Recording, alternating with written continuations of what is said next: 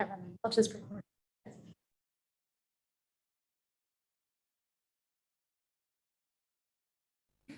Sorry, folks.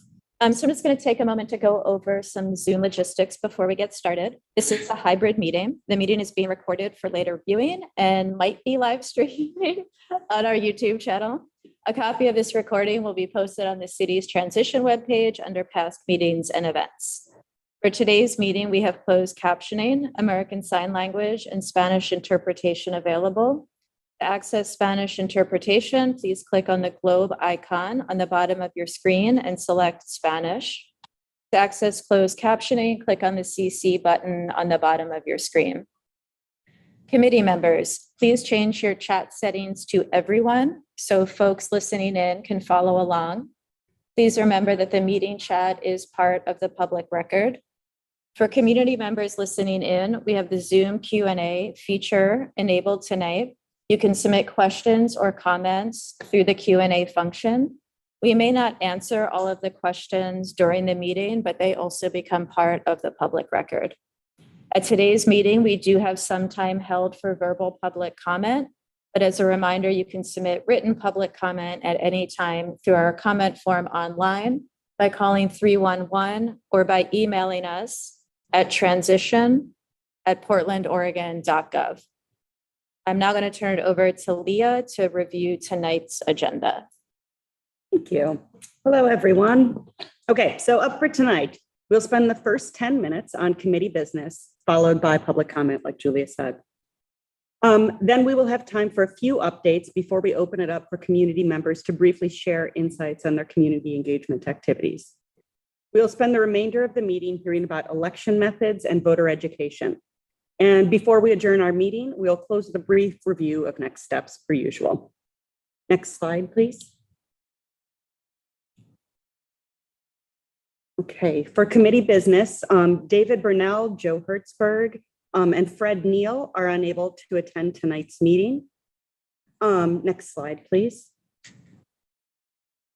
Okay, then I'd like to revisit and read through our working agreements once again. As usual, as I read, just take a minute to please consider these. Actually, before I get into that, I see, Zach, you have your hand raised. Is this? Question about our schedule, actually, or like the agenda? Yeah. Rather, because I recall, it might have been last meeting, we actually had public comment not near the front of the agenda. And I'm wondering if we were just like, as part of like, adjustments because of who we had invited, or if that was kind of like we're just playing around with it. Because I want to make sure if we're, I'm going out requesting people to provide public comment to us, I can give them some confidence that they're going to be presenting before 6:30, or if that agenda might be shifted. I don't know if there's a response to that or an answer, but. I don't have an answer to that. I don't recall that being a conversation in terms of setting up the agenda last time. So I'm not sure if Julia or June, you have feedback on if it'll be at a stable place. You're asking me about the one meeting I missed. Yeah, right. So I don't know where it was, but our practice has generally been right after we get through the committee business. So it is a known time and that community members don't have to wait around for items. Yeah, I just would ask, I guess, to have that continue to be our best practice, if we can at all cost avoid it. Thanks. Thank you. All right, back to the working agreements then. Going to read through those now. Okay, in our working agreements, they state as follows. 1, in discussions, challenge ideas rather than individuals. Offer constructive suggestions. 2, approach different opinions with curiosity, seek to understand.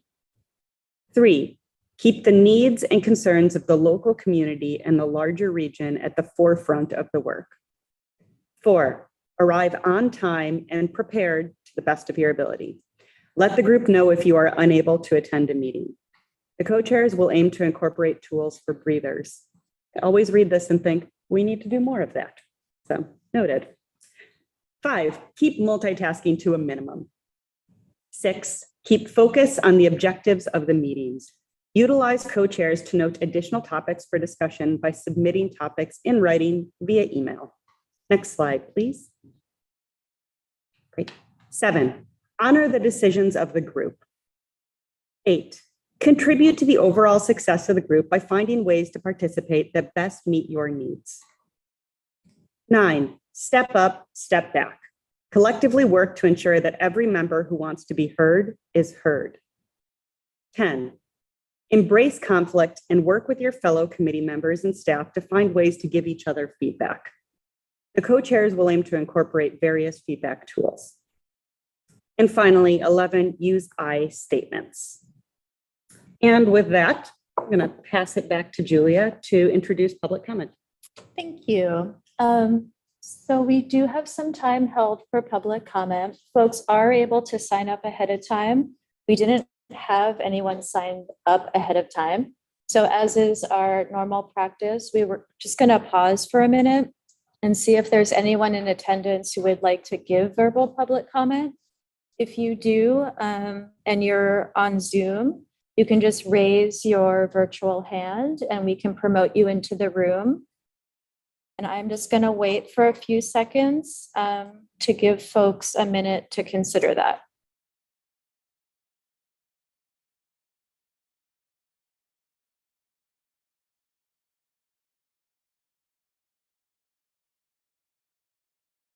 Okay, thank you for the awkward silence. And just as a reminder, you can submit public comment at any time by calling 311 through an online comment form at the transition website or by emailing us at transition@portlandoregon.gov. Thanks.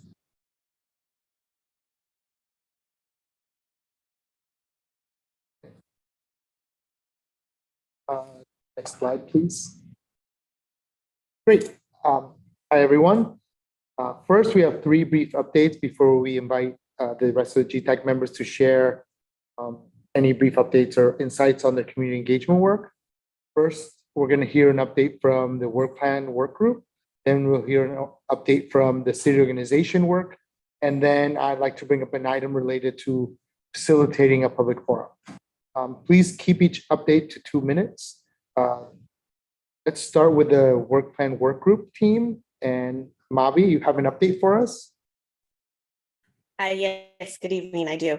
So real quick, the work plan work group has met twice. We met on September 27th and also on the 29th. The agendas and videos are on the event website and on the transition website. We will have one final meeting before we advance a final work plan draft to you all for consideration for our October 17th meeting. We are aiming to get to you the work plan draft in advance of the meeting on October 10th.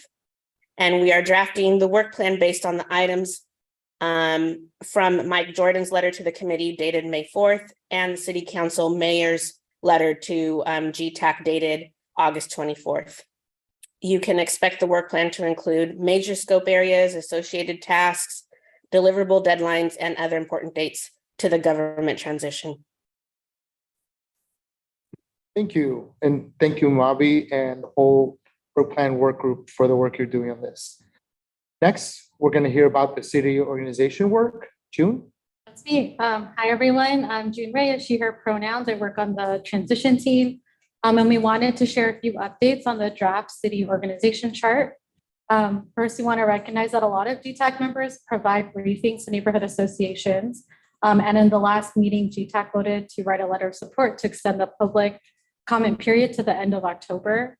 And so a few updates for you are the deadline for input on the draft has been extended to October 5th at midnight. And this provides more time for community members to submit comments while at the same time maintaining our timeline for a first reading at City Council on October 19th. We've also heard GTAC members share concerns from their community outreach, particularly from neighborhood associations about Portland solutions and the future of the Civic Life office within the org chart. And in response, Civic Life invited neighborhood associations to join the mayor's office, as well as that office, the Civic Life office, for a conversation about Portland solutions and the future of Civic Life yesterday evening. And so that recording is already up on the website if any folks want to watch that. And so we're going to continue to collect public comments to inform Chief Administrative Officer Mike Jordan's submission of the city org proposal to council. And so any comments after October 5th are going to be directed towards City Council, who will be the ultimate decision makers on the final organizational structure. That's all I have. Thanks, June. Okay, next, Leah and I, as your co-chairs, wanted to hear your thoughts on a recent opportunity we received. Actually, Zach received. Zach received an invitation from Nancy Champlin of Southeast Uplift for GTAC to co-moderate two hybrid public forums on October 5th and 14th. And that will be hosted by the district coalition offices. The public forums will include a short presentation by city leaders and then curated and audience questions regarding the new organizational chart before the adoption by council on October 19th. The reason we're bringing this up is because this role is different than our regular community education events. So we didn't feel comfortable simply accepting the invitation. We need to decide if GTAC should take on the role of co-moderating events like these for consideration in the future if other events should come up. Some things that we threw around, some things to think about. Co-moderating may imply that GTAC's alignment with the neighborhood is aligned with the neighborhood's concerns. So we don't want to seem like we're taking one to the other, want to remain neutral. That may not necessarily reflect our inclusive engagement objectives that we laid out before. And our GTAC bylaws do permit participation, but we do want to get the group consensus on what you guys think about this before we accept a role such as this. So does anyone have any comments or anything they would like to say regarding this? Or I'll just add, this is Zach Curl. So I actually had a chance to talk to the Southeast Uplift Board and also Donna Davis, who's the ED for Northeast Coalition of Neighborhoods. And just for everybody's knowledge and detail, it's an event is October 14th at 1 p.m. at the Lloyd Center, I believe. And so would like to have hopefully a decision out of this meeting today so that we can give them advance notice of our role. it? It was just a question about logistics. I guess I can just look at you and ask you, would it be all of us, a subset, hybrid? They've asked for two GTAC members, and they've specifically asked for Jose and Juanita. But I think they were open, given schedules and potential conflicts, of having other GTAC members step in. But I think two individuals in a moderating role. And so who would be, I'm thinking about, any outreach collateral, who would be preparing that? And it seems like you could just state on there that it's, not does not indicate a position by GTAC, but we're merely, facilitating or hosting or whatever the word for it is. Yeah. And that's an excellent point, but I will remind everyone that on our media guidelines, it says that even when we say that we're not taking a side, people will think that. we are. Terry and then Jay. Terry? Yeah, I think it sounds like a great idea. I think it's a great opportunity for engagement. And I don't see it counter to our anything. It seems like a perfect role for us. So I'm supportive. I think it's a great idea. I hope to attend. Thanks, Terry. Jane? I'd like to ask the group, what's the downside? Yeah, I mean, for some unknown reason, I have like a small red flag, kind of like flying, but I don't want to be the Debbie Downer. I think, I did one of these at the Old Town Chinatown Community Association, and I thought it went really well, and they were very pleasant and accommodating and asked great questions. And was thoughtful and thankful that I was there, and I did say that this was, I was a GTAC member, but I haven't done all of the work like Shoshana has done all of the work. So I don't know all of the answers, and I would be delighted to get them answers if I couldn't, I couldn't, but facilitating is a little bit of a different role. I was there as the quasi expert, and I told them that I know a little bit more than you do. So what could be the sticky wicket here? Can anybody help me with understand that? What's the difference in what they're asking and what we're already doing? Well, for me, in one way, we're presenting on something we've decided as a group, as a presentation that we're all up to doing and that city has put together for us. In this situation, we're just there, not participating, but facilitating. And sometimes those groups have agendas, and does our appearance there bolster their agenda versus someone else's? That's the main question, I think. Okay. Unless you have something else, Zach? Well, and I just, the dynamic of being kind of a mediator in a way, as a moderating role between city staff and what is kind of a high profile issue at this moment, at least. So the city staff would be there? That's my understanding, is that they want it to be. And I would vote that we don't touch this with a barge pole. I just don't think that's our role. I mean, the city staff is trusting us to go out and give presentations, of which they've kind of like blessed the presentation. And I mean, if asked my personal opinion, I can answer this is my personal opinion and not the GTAC's opinion. Fortunately, nobody asked me that. But I think that facilitating is very hard to begin with. People go to training sessions to learn how to do that many years. It's a difficult role. And it seems a little bit out of our job description. To me, that's my feeling. Thank you, Jane. Destiny? I'm actually going to lower it. I feel like that opened a can of worms that I'm not prepared to comment on. So I retract. Bill? I'm hearing the concern that if we are moderating, we're implicitly supporting what the other moderators or leaders are doing. So perhaps there's a different term. I heard facilitating, but better, at least I'm hearing is mediating. That doesn't mean you're taking the position, you're just helping on discussion, or the discussion leader. There might be a different term we can use to avoid the implication that we're endorsing what another lead organization says.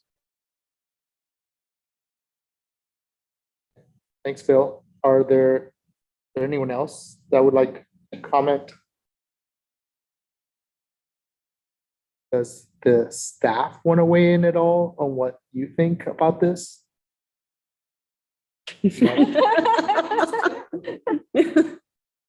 Oh, Destiny?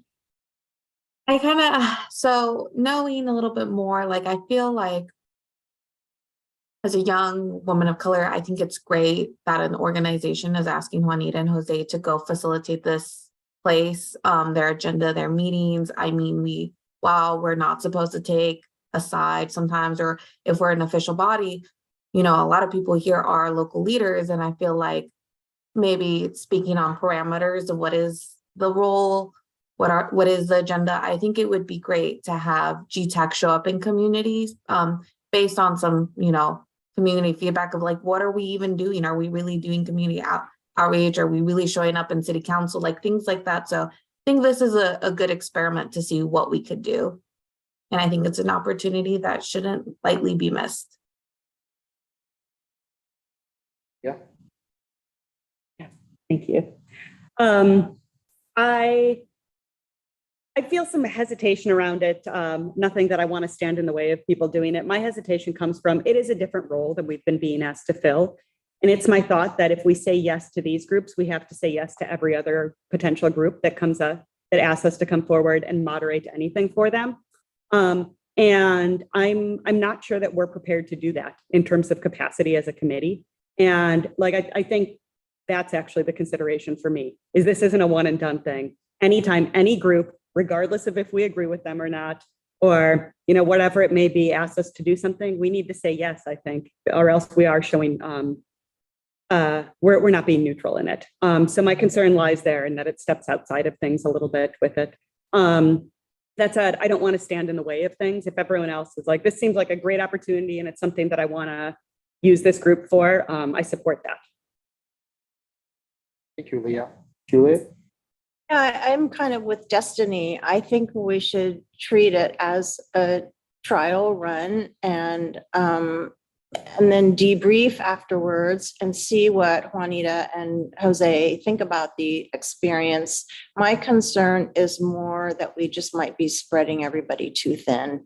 The other reason I would want to do it is it seems, at least from my perspective, it's just taken so long to get all of this off the ground, and there's still so much to do and more layers keep kind of evolving. So I would support it more than I would oppose it.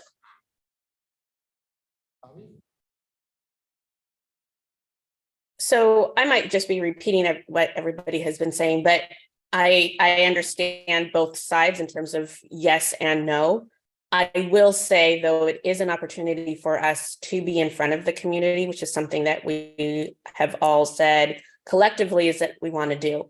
My, I guess, stance is there a way for us to attend and specifically say, we are not here to take a side, maybe not so much in a facilitating, but more as presenters, especially because I think that it would just be informative mostly, considering that, you know, everybody really does want to know, you know, what is going on. And so that's just my 2 cents. I feel like we should do it, but be very specific and say, we're here as presenters. We're not taking a side, and be very specific and maybe get the agenda ahead of time so that we know what we are walking into.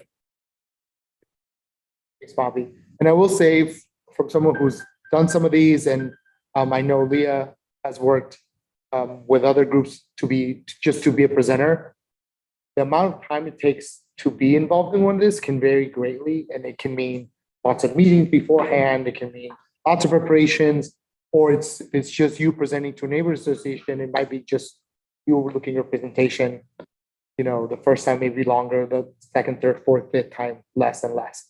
So it really varies. So the bandwidth comment you made, Julie, is right on point, and everyone has to see their own bandwidth before accepting something like this.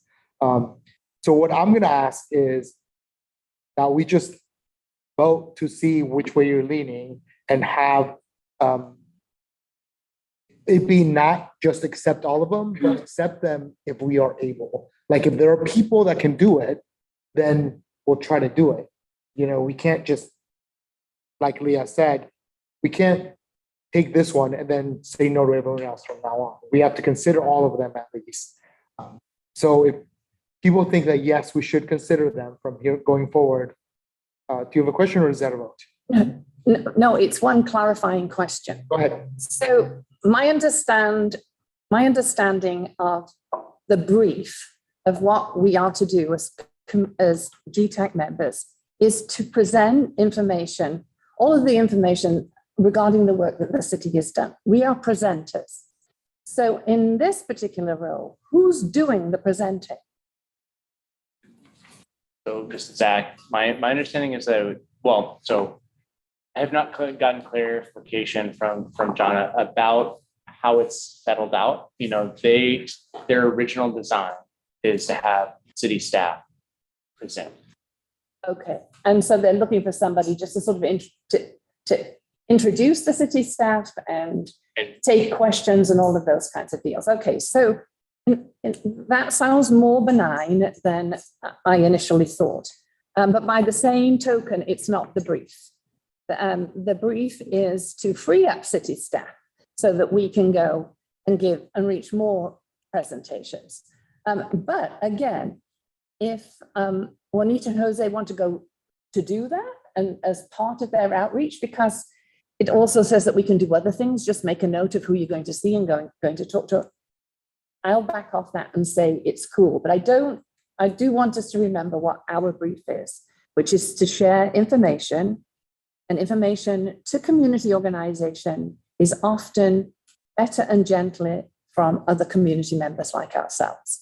So again, remember the brief. Thank you, so Jane. much. And I do agree. And that's part of the big reason we wanted to bring it forth in front of you guys, because this did feel out of what we were tasked to do originally. Juanita? Oh, you're so muted. Okay, yeah, I just want to share the comment that I made to the group before when I was informed about the invitation. I believe that in general, the role of the GTAC is to do community engagement. And community engagement is that just as a single title can involve a lot of things. I think the fact that they're inviting us to participate is a sign of trust on the role that we're playing, that we're really committed to community engagement. And I don't see necessarily, this is the way I look at it. Okay, so I may be totally wrong, but we have to do a lot of clarification still. But to me, it's basically being there as a role of community engagement. We're not there to take sides. We're not there to say who's right or who's wrong. We're just there. We are the GTAC. We have the responsibility for community engagement, and we want to thank everybody for the invitation to be there. That's it. But again, as Jose said before, I totally agree that it's a decision that the full group needs to agree with, because it's something that we haven't done before. And so that's basically it. So whatever you guys decide, we will do.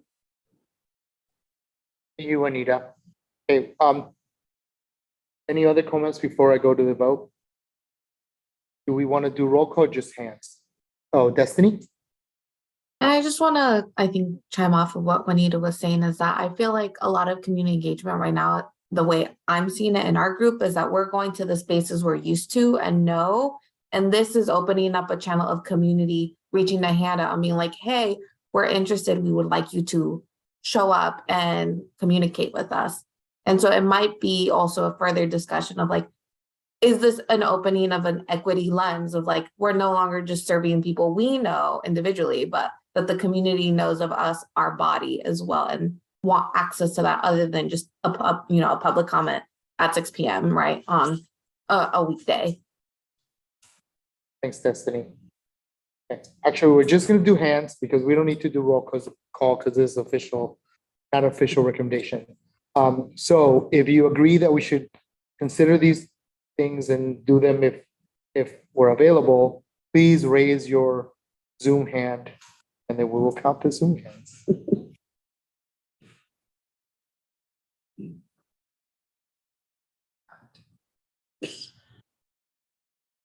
Yeah. I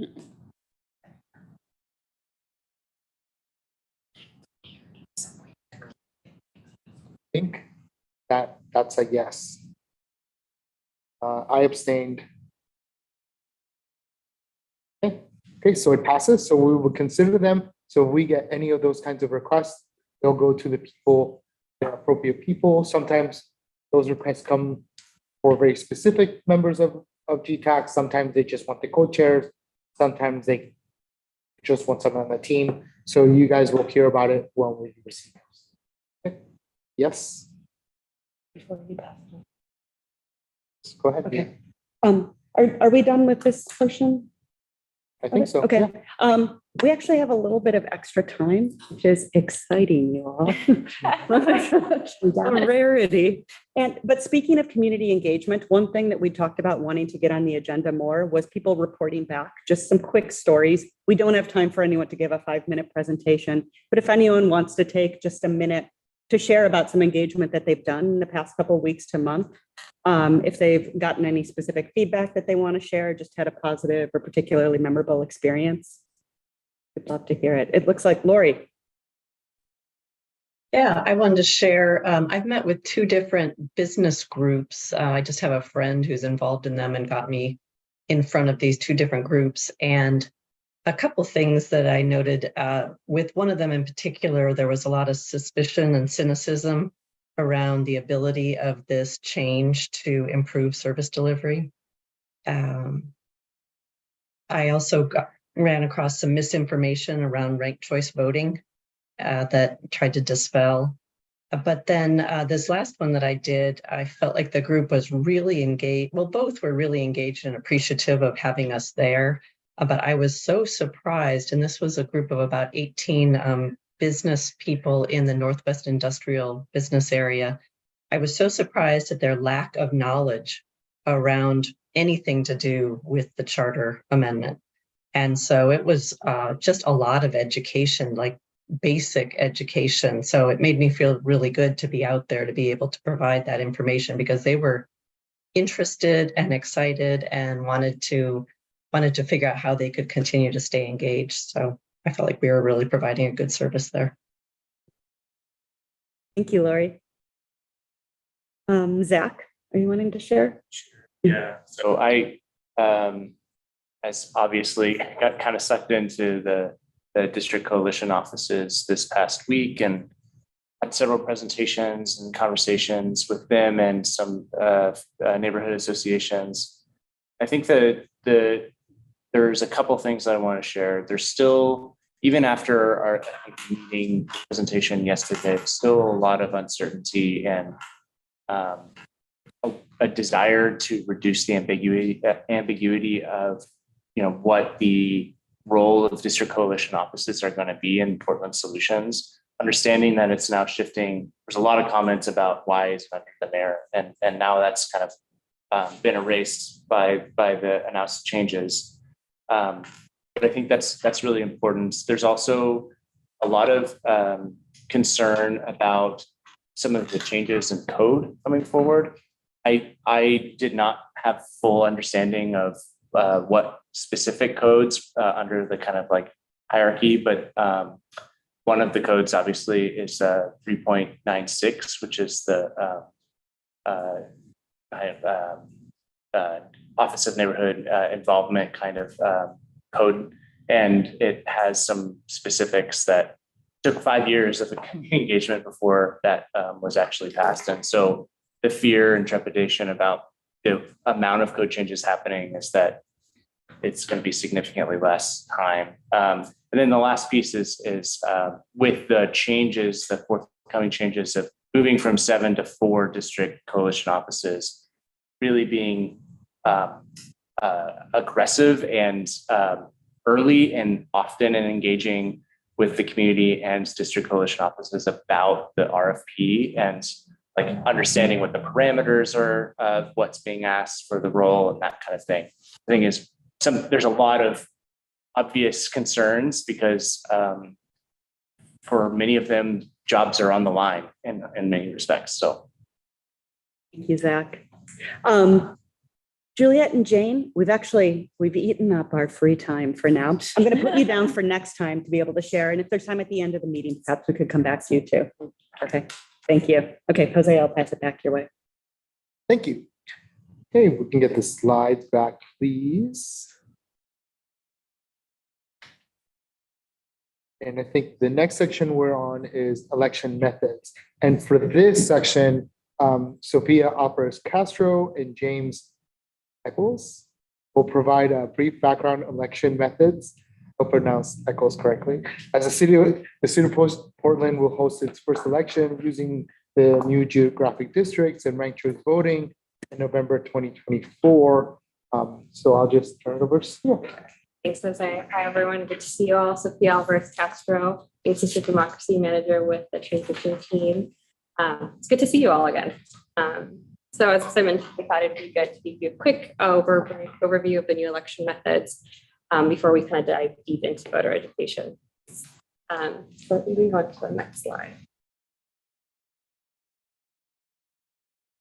So as you all may know, currently city commissioners are elected at large, meaning citywide, and Portlanders can vote and elect candidates anywhere from the city.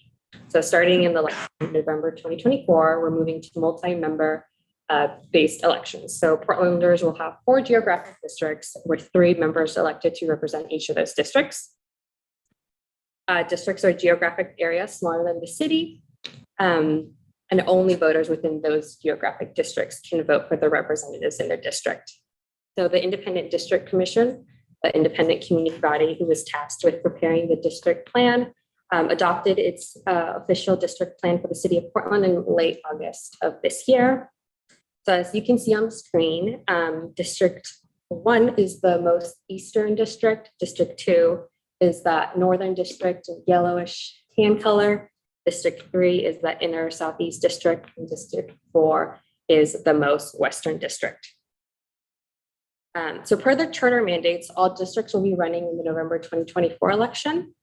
The mayor and councilors from District 1 and 2 will be elected for 4 years. And then the auditor and councilors from District 3 and 4 will be elected for 2 years. So currently on the City of Portland Maps website, there's a district lookup feature that you can look up where to see what district you're in if you're unclear. So that's with districts. So now I'll pass it off to Could you Jake. repeat the 4-year, 2-year piece? Yes. So the councilors in District 1 and 2, along with the mayor, will be elected for 4 years. And then the auditor and councilors from District 3 and 4 will be elected for 2 years. Thank you. But only this one time. Yes, right. Starting just selection. Yeah. Please talk about the more fun stuff. Yeah, question before you move on. I just got a question from my neighbors about how those decisions were made, the 2 versus the 4. Yeah, so the district commission entered in August. So they gave some recommendations about a final report, and so that actually it's on the website, but we haven't published it. We'll be publishing it next week lively, but the charter commission put out recommendations that the districts with the lowest voter turnout be accompanying the presidential elections. And so that's why 1 and 2. And so the district commission wanted to follow their intent. Thank you. Yeah. Good. Okay. If you want to jump to the next slide, please. So, good evening. My name is James Eccles. I work in the auditor's office. I'm an elections analyst and the public education lead. I work directly for the elections office. I'll talk to you a bit about the ranked choice voting. I'm going to discuss it sort of in 2 tiers. Sort of the tier that we intend to talk to the public about, and then the tier which is just sort of the simple, straightforward voter experience. And then the tier a bit deeper that we won't normally talk to the public about directly, but the information is certainly available. And you all, I think, want a little bit more information, so I'll try to talk to it. And that's the mechanics of tabulation. I'm not going to dive deep into it because I know you don't want me doing math problems up here, but we can at least touch on that. So the first tier is just the voter experience. Voter experience, as you've probably heard, you can see a sample ballot up on the screen. This is what what it's going to look like as of now for what the voter will see. It is a simple, straightforward. You get to rank your top 6, and you get to choose which candidates you want. You don't have to rank all 6. As long as you rank at least 1 candidate, your vote will still get counted. But we certainly recommend ranking up to 6 because there's lots of advantages to making sure that your vote doesn't get eliminated and that you have as much of an involvement in the election as possible. You will be able to rank 1 vote in a column and 1 vote in a row. So that's 1 candidate per rank. It's important that you don't do that, although you can fill out your ballot any way you'd like. We want to make, in this tier, we're really pushing it to the voters that as simple as this is, we still want you to be able to get the intent that you have across to us as the election administrators. So you don't want to do what we call an overvote, which is demonstrated here in that second picture of ranking candidate A and B. No matter how much you like candidate A and B, you don't want to rank them both as rank 1 because our system will ignore that entirely. We can't tell what the intention of the voter is, so we just skip it, we throw it out, and we go, your first rank would actually be candidate C in that example. The next thing that we want to talk about with voter intent is skipped rankings, and that's that next image, and that's essentially if you just rank, you only want to rank 3, which is fine, but you choose that you kind of like candidate A, candidate C is all right, but you really dislike candidate B. So you're going to throw them at the end and make them the 5th rank, or the 6th rank. Unfortunately, when we were trying to decide this in the code and how we would write it, we decided we couldn't really tell voter intention from this. So we decided to just go with 1 decision. And the way we address this is we sort of compress it. We skip the skipped ranks. And in this example, candidate A would still be your first ranking, but candidate C would now be your second ranking, and candidate B would now be your third ranking. So if your intention in this as a voter was that you really hated candidate C or B, excuse me, so you rank them last, what you're actually doing is ranking them as third and then leaving the rest plain. And then not shown as an image here, but similar to sort of an overvote is what we call repeat rankings. And that's if you like candidate A so much that you rank them as your first, second, and third choice. You are in love with this candidate. Unfortunately, you can only vote for them once. So we do in that situation take your vote. You would rate candidate A as number one, but your second and third rank would be thrown out, and whatever you rank in fourth, fifth, and sixth would be elevated up to your second, third, and fourth. So these are decisions that were made when we were writing the election code. We had to make some sort of decision about attempting to guess on voter intention and to make sure that's all the same. Our job now is to try to educate the voters as much as possible so they know these are the rules that are in place. They're not going to change. So you can fill out your ballot however you want, but if you want your intention to come across to us, this is what you should be doing. The other part of that tier is just, there's really no difference in this. The only way you can tell that this is a single winner ballot versus a multi-winner ballot is because it says mayor up at the top. It will look exactly the same for if it says counselor district 1, counselor district 2. So that experience from the voter's perspective is just as simple, just as easy. You just pick your top 6, your favorite 6 candidates, put in the rankings, and you walk away. You don't have to think any more about it from that perspective. Now, the mechanics that happens behind the scene obviously is a little bit different with multi-winner than single winner. But what we're doing in voter education is sort of indicating you fill out the ballot in the same no matter which office that you're actually talking about. So now I'll talk a little bit about the mechanics of tabulation. Question, maybe I missed it. When you do overvotes, like 2 rank 1, or let's say you have 2 that were third, and you said it doesn't read that vote, what about all the other ones on that vote? They'll get counted as long as the other votes are legitimate. So like in our example, you're ranked 3 through 6. You did that correctly. That's all right. That all gets ranked. And then kind of in this case, it also has a skipped ranking in rank 2. It kind of looks like what the voter probably did was they accidentally shifted one over. That would, in this example, that would get compressed up. So your rank 3 would be rank 2 and so forth. So we try to capture as much of the voter intention as possible, as many correctly marked portions of the ballot as possible. The only thing that would get thrown out is the overvote. That those 2 votes those 2 selections, the 2 rankings on candidate A and B would not count in any way. Will it get compressed all the way down to position 1? So yeah, so it counts it as it essentially looks at it skips the whole thing and it goes to your next one. Like when it does the first round of voting.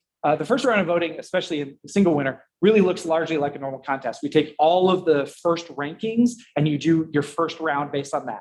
If we get a winner, we're good. So in that, we need a first ranking so it goes through. So as long as you have something that is legitimately counts as what we see as the first ranking, then it gets shifted up. So it skips it and it just doesn't count that. And then your first ranking would be the next one we can read.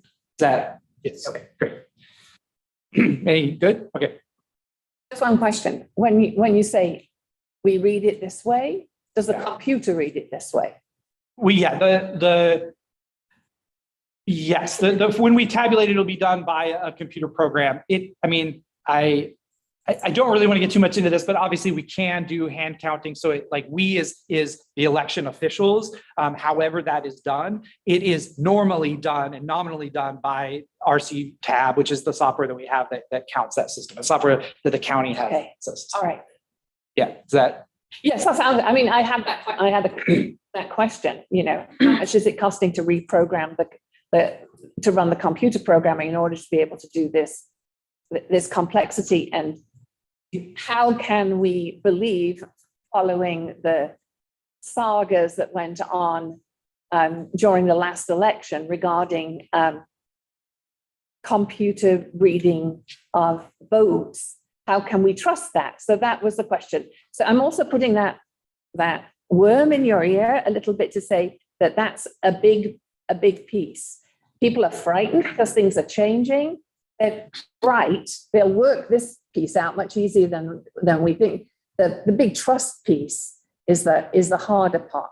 Yeah. So we have to talk a little bit. I feel I have to talk a little bit about the computer systems and how this works and what if it goes wrong? And now you've got to count 6 votes from everybody. Is it going to extend the county period? So there are those other things other than where you put your blue ink. Yeah, so there's a lot there. There is. I get, well, the first thing I'll say is the cost is an easy answer for me because it doesn't cost the city anything.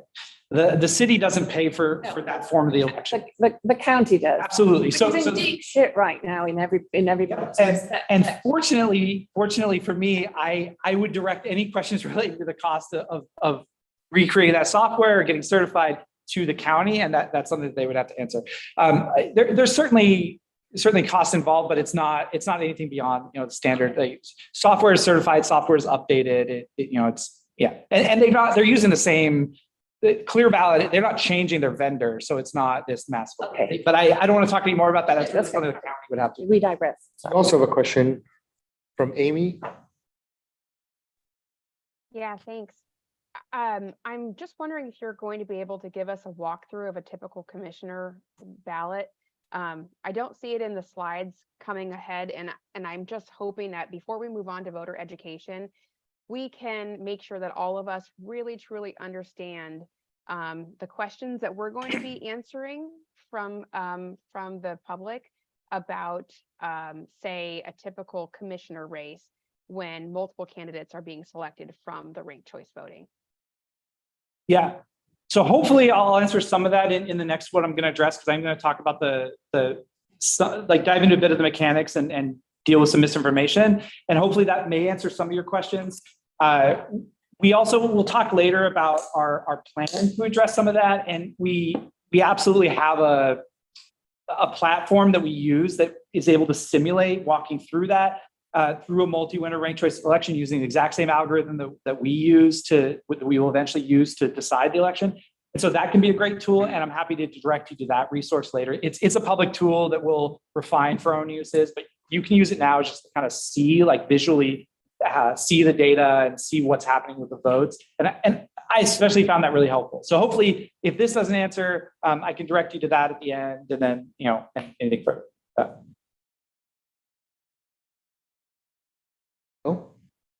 Well, thank you. I might be anticipating your slides, but if you had to do a recount, it strikes me you're going to have to be more than one pass through. First, one has to look at the rank, the top ranking, and you figure out, those votes, and you can allocate the overage, et cetera. But i.e. the manual count is going to be more complex. That's okay, but I'm perceiving it will be. They're going to have to be several rounds. Am I correct on that?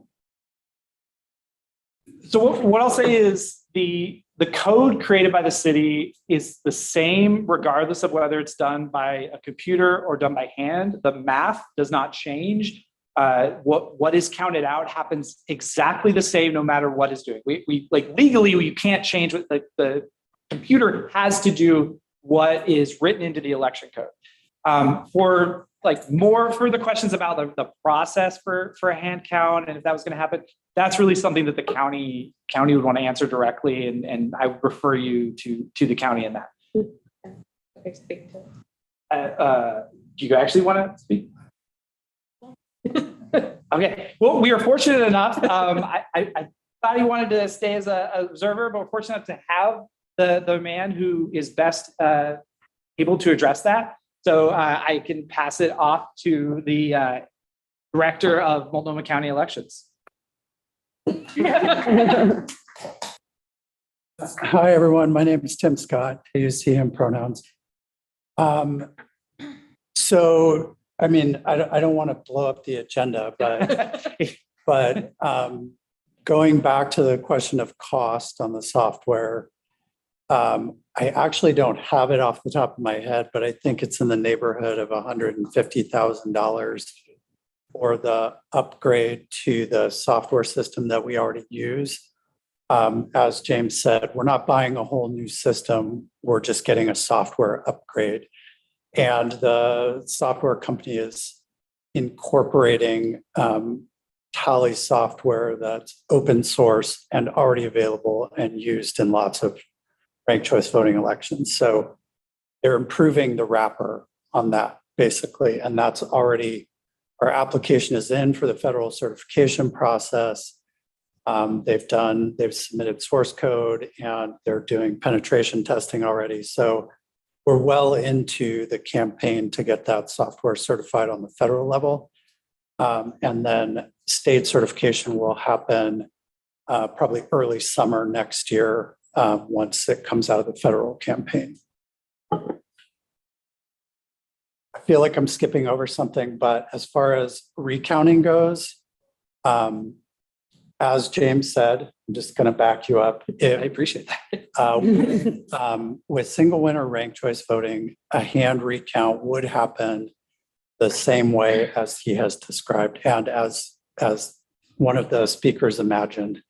There would be multiple passes with the ballots. First you would have to sort all the first choice ranks and then count those.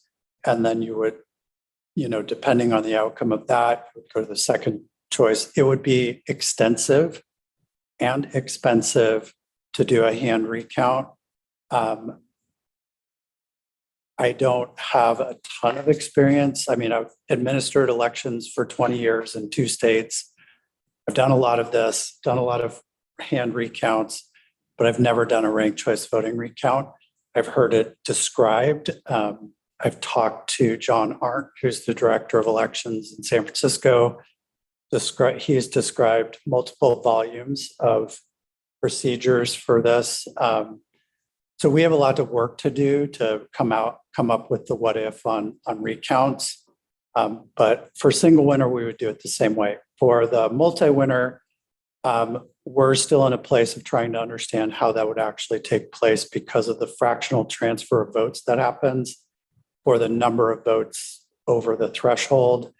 That's harder to do physically in real life than it is to do with computers and math. So we're still working through how that would work. Fortunately, we have other jurisdictions that we're working closely with around the country. And the Ranked Choice Voting Resource Center, we've also signed a memorandum of understanding with them as consultants through this process as well. So we have a lot of good resources available to us, and we have plenty of time to work this out. Was there anything I missed? I think that was good. I'm going to. That was really good. Okay. Thank you. Thank you. And before I go to more questions, I want to give James an opportunity to finish the slides, just in case people are asking questions or things that you're going to go over. And then we'll go back to the questions. Yeah, okay, I appreciate that.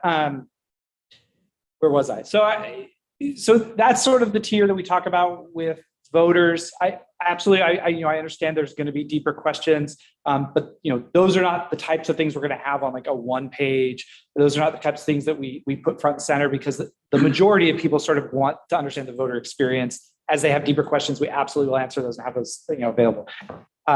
Moving into sort of the more mechanics, single winner is easy and straightforward. They're both pretty easy, but single winner is 50% plus 1. You just got to get over that majority. If that happens in the first round, it will look no different functionally than any other election we've held. It's everybody's first rank gets picked. Somebody gets over 50%, they're elected, we're done. We don't do anything else.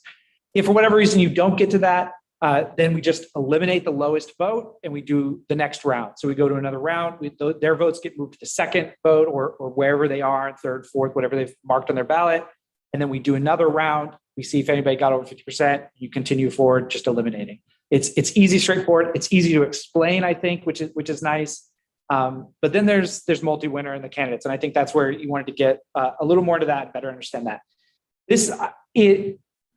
I do believe that it is still relatively easy, but it gets a little hard to explain because there's more math formulas and a little bit more involved. So the first thing is that we have, it has a difference in the election threshold. So it's 25% plus 1 instead of a 50% plus 1. So any candidate in the process that gets to 25% plus 1, they've won. They're done. They can move on. They're good to go. Then it anything that is over that 25% plus one gets reallocated. This is something that is different than a single winner in the mechanics. So we set an election threshold, that's the 25% plus one. So if 100 votes happened in the entire election, you got to get to 26 votes to be elected. So if you get 30 votes, then you are 4 votes over the election threshold. So that means that we need to reallocate 4 votes worth of those votes that get moved to whatever their second choice is. This is where I think people kind of get frustrated and lost, because this is the part where we have to make it, you only get 1 vote. And we have to have math to make sure that as we reallocate votes, you still only have 1 vote. And if you say this example where we had 30 votes and 26 were required, if we're only going to move 4, the question then becomes, well, which 4? Like, is it the first 4, a random 4? And so how we fix that to make it even is it is 4 taken from all 30 votes. So this is what we call the surplus fraction. And it is simply that you are 4 votes over the election threshold. So 4 of those 36 votes, or 4/36 of each vote, is going to get transferred over. So what is the 26 of 30, 26/30ths of your votes stay with whoever that was. And then a percentage of the rest gets moved over. Now, I think that sounds sort of, because you're talking about math and you're talking about, it goes to 4 decimal points and we're talking about percentages. And if you start to come up with weird examples of numbers of, 462,183 people vote, now what is the number? I think that quickly gets confusing. But intuitively, the idea is it is a percentage of the votes over the surplus gets moved. Don't get extra votes, and we don't know which of those 4. So everybody gets a percentage of their vote moved to the second. Basically averaging out all. Exactly. It is an average equal to whatever your surplus averaged out across all of your voters under that. That's what the math is. It's the surplus over the total, which is just an average. So yeah. Then so that's sort of the mechanics of it. Beyond that, after that, if you still don't have a winner, you eliminate the lowest, the same as you do for a single winner, and then you just start the process over until you get to 3 people that are at 25% plus 1. The last thing I want to do before I think there's going to be questions, and I'm sure the agenda is already blown up by talking about this, but I want to deal with a little bit of misinformation. I think that 25% plus 1 is one of the big focal points on misinformation. People tend to sort of panic and think that, like, we're going to elect someone at 25% plus 1 of Portlanders, that's going to get us a bunch of fringe candidates and all these things. So I just want to deal with a little bit of that misinformation. The first thing is how we get to that number. That number is selected as it is the lowest number that you can have that will allow only 3 candidates. So anything lower than that, and if you have 25%, you could have 4 people get 25%. Yeah. Obviously, we don't want that. That's bad. So then the other side of that is, well, why not do 33%, right? Like, why not just do a higher number? I mean, if that will lock more people out. But one of the purposes of ranked choice voting is to minimize the number of people whose votes essentially don't count. One way it does that is by, if the candidate you voted for gets eliminated, your votes get moved. The other side that does that is if you vote for someone that 70% of people voted for in round 1, that is a ton of people. If we didn't move as many as we do, that's more votes that are essentially getting locked up in that percentage. So by having a smaller percentage, you're still getting the same number of votes counted. They're still at that, but more votes are getting reallocated. So fewer of your votes are getting wasted on somebody that 100,000 other people also voted for. The other thing is, we often talk about this idea of the point of proportional ranked choice voting is to get 3 candidates that have the most support in a district. And a lot of people kind of have a misunderstanding of what that means, because they say, well, these people aren't getting a majority of the vote, so how can they have the most support? And the best way to think of it is, if you're going to have a multi-member district, so we have 3 members in our district, and the alternative is we're going to run 3 contests in that district. We're going to have 50% plus 1 for each of those contests. So all of those people have majority support. But what ends up happening in reality is you're going to have 3 candidates that have a lot of overlapping support. You're going to have, say you have, a ton of football fans in your city, and you have 3 candidates in that district that are all huge football people. Everybody votes for them. They're all going to get to 51%. So now if 60% of your district are all football fans, you are now representing 60% of that district and by 100% of your candidates. So instead, by putting everybody into one pool and having 25% plus one, and then by the votes being reallocated, what you end up with is 3 candidates that have greater than 75% of support. So they actually end up with more support across the population within that district than if you were to only do a majority system. So that's why we say that this is actually a system that gets a broader base of support and higher levels of support across a council. It doesn't have to do with the 25%. It has to do with the fact that they're in a single pool. So you're adding those 25% together to end up with a larger base of support. And this often means that you're going to get, instead you'll have 2 football candidates, but you might have a soccer candidate or whatever. In Portland, you probably have 5 soccer candidates, but it's a little different. But that helps you get to that proportion so that those other people are represented, but you still get it. So that I think is people get very upset about that 25% plus one. And I think that helps better understand why it's used and why it exists and why it's not as, it still equals a broad set of support. The one last thing I'll talk about before I'll shift it back. Sorry, I know I'm getting the signal to get off the stage. The other thing that people don't consider is we no longer have a primary. So if you really break down the numbers, if you were to go back and look at 2022 or 2024 or 2020, excuse me, and you look at that in the primary, 30% is a great turnout. And if you have 30% of Portland voters voting on a candidate and they have to get to 50% plus one, that is less than if you move everybody over to a general election and you have 60 to 70% turnout and you only need to get 25% plus one. So we actually have more people voting for these council candidates than we generally have had in recent history voting in the primary. And since in the primary, if you get over 50%, you're elected, there are going to be more people voting these candidates in general in the field than what actually has happened in the past. So it's not fewer people voting people in, it's actually more, and it's a broader base of support.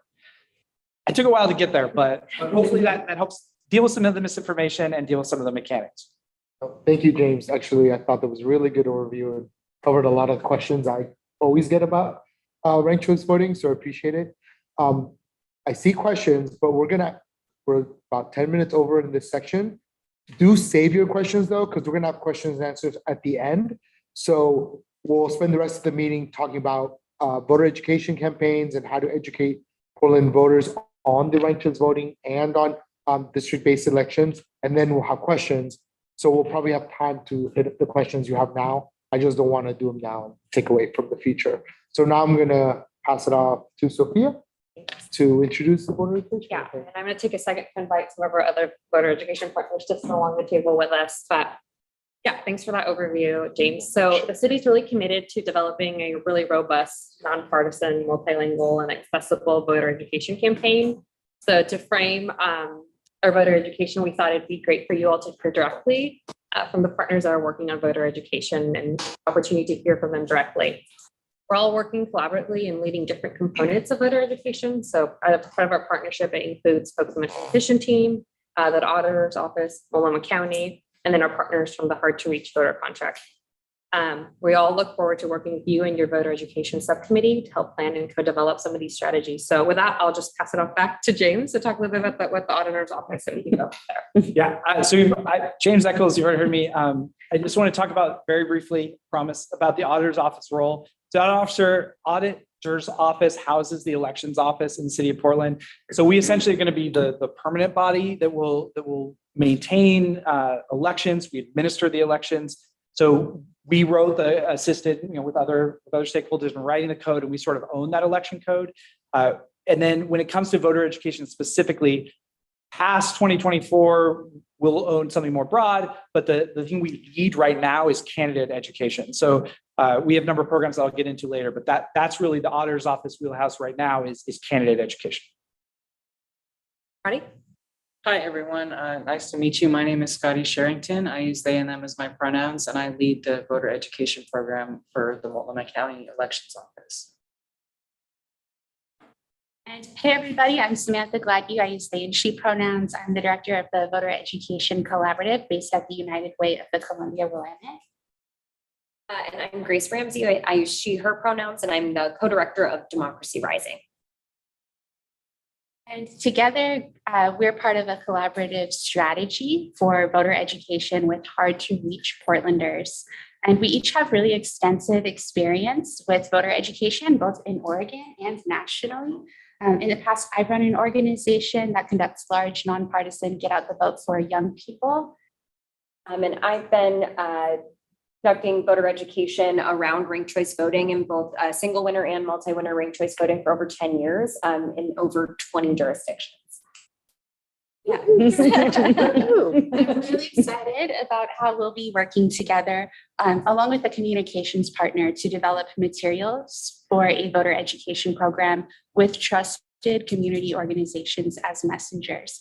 And we'll tell you much more about that. But for now, I'll pass back to Sophia. Thanks. Yeah, just a little time. So we can go to the next slide. So we understand that voter education is critical to ensuring that successful implementation of our new election methods and form of government. For election methods, voters need to feel confident in casting their vote and that their vote is going to be tabulated in the way that they intended. So this is obviously only possible with a robust voter education campaign. So the city has developed a three-pronged approach, and you can see it here on the screen. So I'll briefly just explain them, and then we'll talk a little bit more in detail about each of these prongs. So the first part of it is utilizing existing channels. So this means that the city will coordinate a broad public education campaign with our partners and tap into existing communication and outreach systems that are already established. The second part of the prong is the candidate training. So we know that candidates running for office are deeply engaged in communicating with voters more than anyone else. So we need to ensure that they are providing them with the right tools and the most effective ways to reach voters. So that's the part that James is leading. And then third is the city release a request for proposals for partners to work with the city and the county to create and coordinate a voter education plan focused on educating hard to reach voters. That's the part Samantha and Grace are leading. So through this process, United Way of Columbia Willamette was selected, and they'll administer the funds for this collaborative project with Democracy Rising, Portland for Change, and a communications firm for media and education outreach. So with that, I'll pass it back to James to talk more about the elections office. Yes, yeah.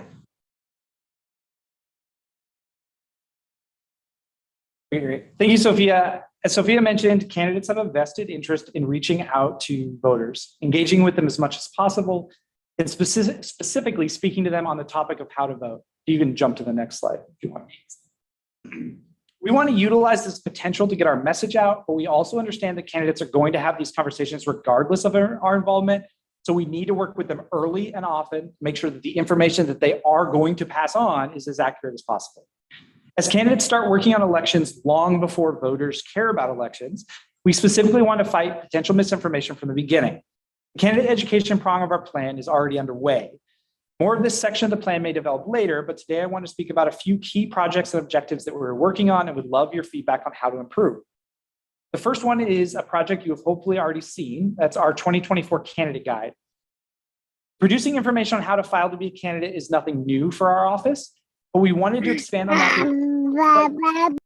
We wanted to expand on that by creating a guide that would be more comprehensive to the process of being a candidate. Other than simply providing a better service to the public, we also hope that this change will put more eyes on our guide, and those eyes will hopefully see the newest section of the guide, which is election changes in 2024. By giving talking points and helping to directly educate candidates on ranked choice voting, the districts, and our new form of government, they will be better equipped to have those conversations directly with the voters. Our first version of this guide is out now, as you have been given, hopefully, but we plan to publish a second version by the start of 2024. We would love your feedback on the guide and how we can improve it from this first version to its best possible form before we launch direct candidate trainings in January. And I believe June has given you a timeline and communication channels to get back to us on that. That brings me to our second major project for candidate education, direct and comprehensive learning sessions for all candidates open to all candidates. This will happen in two phases. The first phase, launching in January, will involve 2-hour trainings, which are intended to give prospective candidates a broad overview of the process and what they need to be concerned about early in the process. The second phase, launching in May and running through the summer, will involve a series of all-day sessions focusing on each element of being a candidate. These learning sessions will involve guest speakers from various other entities concerned with Portland candidates, such as small donor elections, the Secretary of State's office, and Multnomah County. The focus will be on procedures and regulations, but we will also emphasize the key elements that we are focusing on for voter education.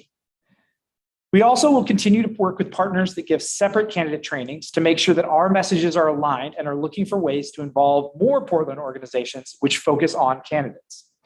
One way in which we already involve those organizations is to help expand our communication efforts through sort of listserv efforts and spreading out information like the Candidates Guide. We would love to hear any other ideas you might have for specifically reaching out to and educating candidates.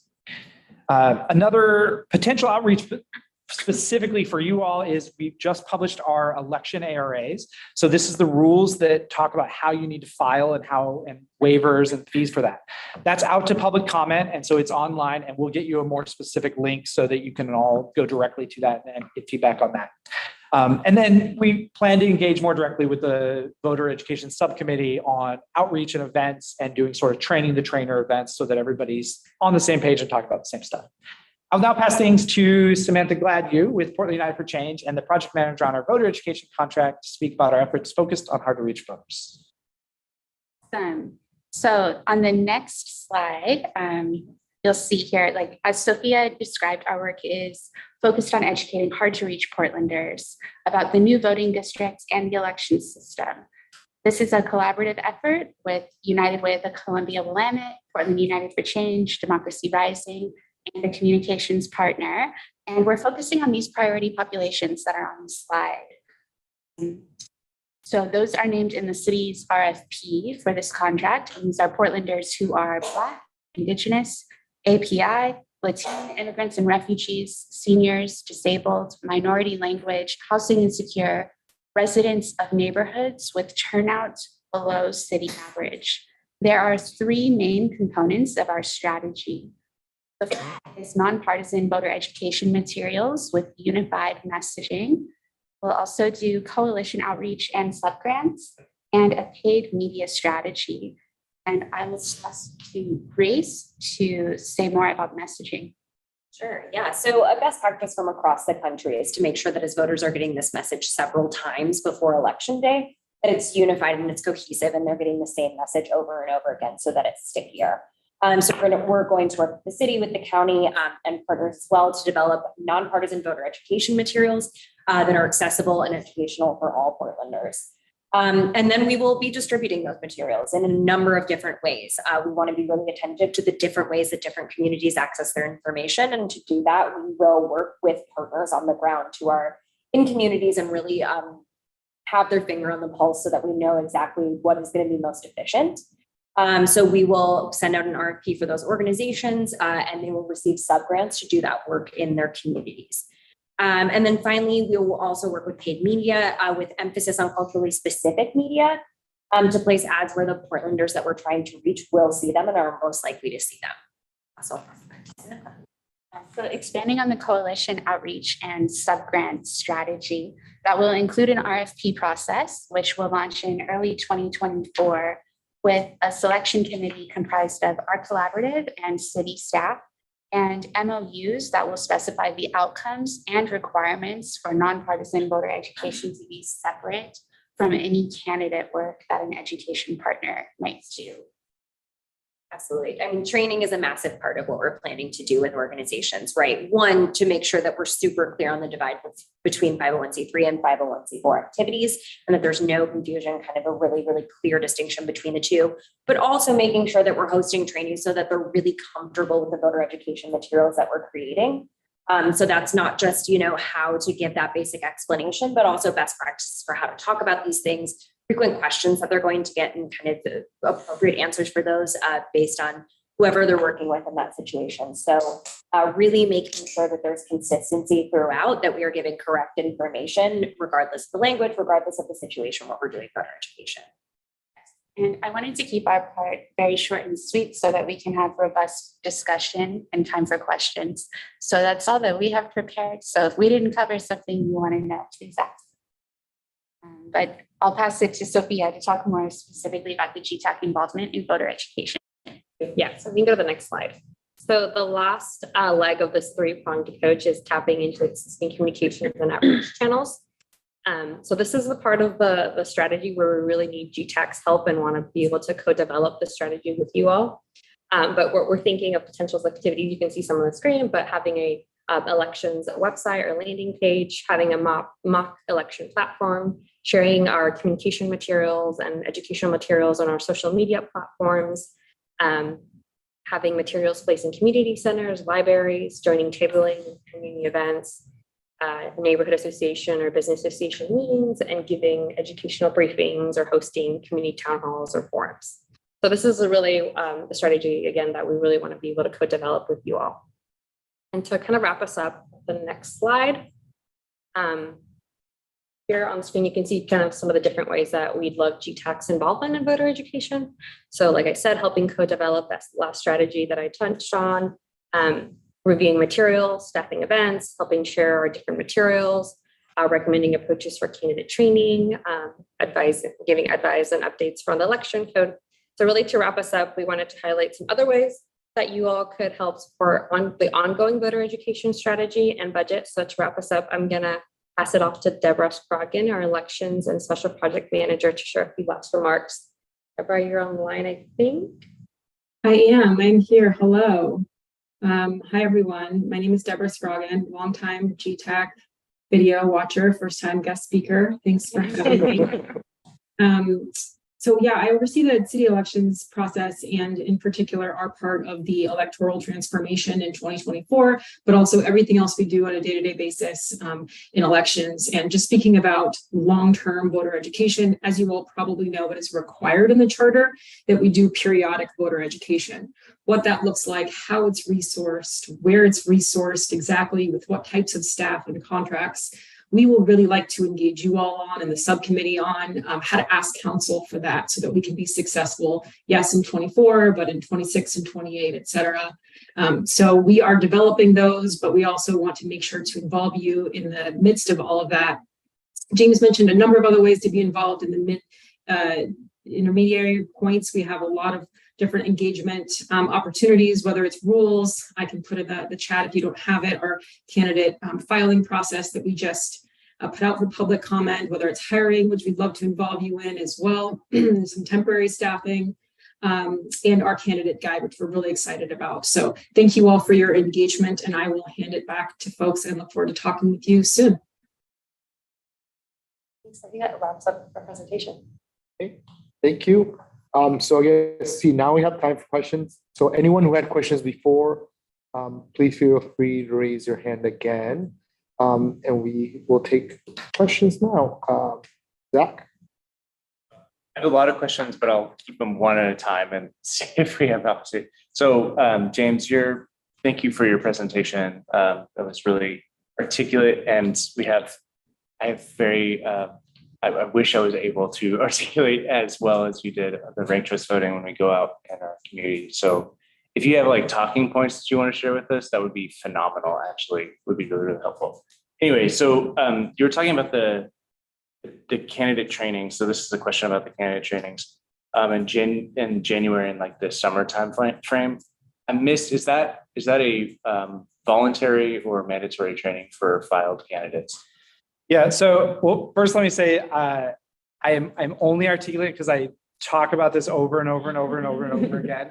So it'll get there. And more often than not, I will say things that sound horribly stupid. So don't worry. So those trainings, yes, the city, let me say this. The elections office and the auditor's office, there are no mandatory candidate trainings. I'm probably what you're thinking of, the small donor elections program. If you're going to participate in the program, they have a mandatory training. That's not something we do. We encourage training, absolutely, but they won't be mandatory. I wish I had that kind of power, but I do not. So hopefully we'll make it as open as possible. We're going to do a lot of things to incentivize people to come. We're looking at options of providing lunch for the kind of holiday sessions, providing childcare, providing interpretive services, like whatever we can do to remove as many barriers as possible, but we can't actually make it mandatory for them. So, and will it be recorded or absolutely for future accessibility opportunities? So I say absolutely, but there will be a recording available. Our intention is to have at least one live event recorded, but we also understand candidate sessions can be a little touchy because sometimes candidates don't necessarily want to be recorded in their involvement. So that's why we'll both have live sessions and we'll have online sessions where if you don't feel as comfortable showing up to a live event, but you're like, yeah, I'll tune into Zoom to learn about this or whatever, that's an option that's available. And then we will have at least one recording that will be available on our website so that people that don't attend can get that information. But yeah, just because of the nature of candidates and how they feel about that situation, not everything will be recorded, but yeah. Right. Amy?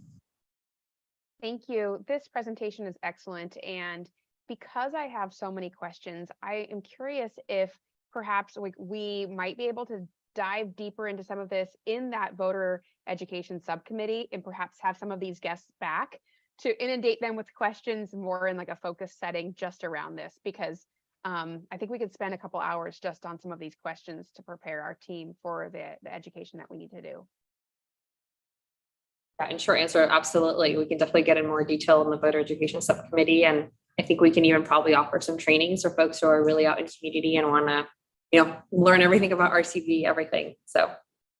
Thank you, Amy. Bill? Well, thank you, Jose. Allow me to ask a ranked choice voting question. James, in your hypothetical where a candidate needed 26 votes and got 30, so there's a 4/30 overage. Could you repeat or clarify how the 4/30 is allocated?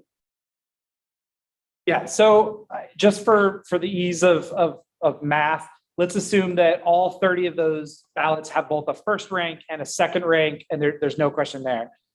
So in that case, we look at the first ranks, and the hypothetical candidate has 30 votes, and the threshold is 26.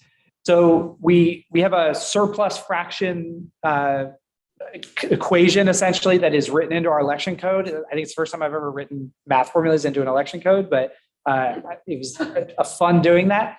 But essentially, that is it is as Nate, is that Zach? I'm sorry.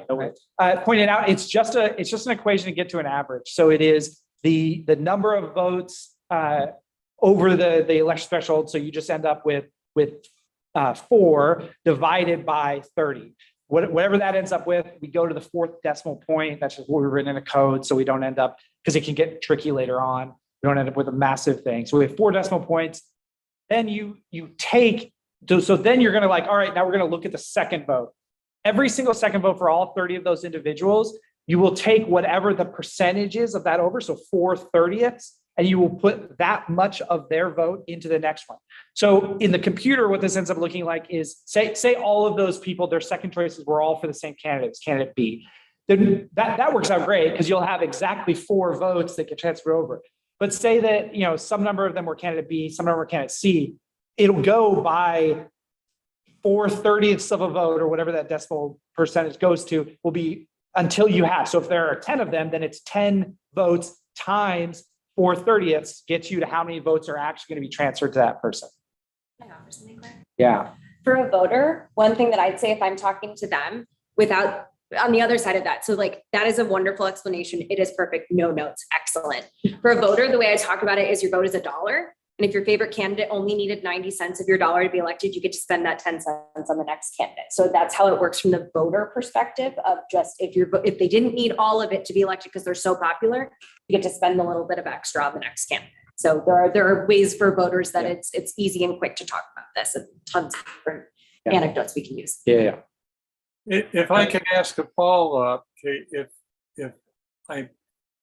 I voted for this candidate that has 4/30 overage, but I also do have a second choice, am I then casting 1 vote plus 4/30 of a vote for my second choice?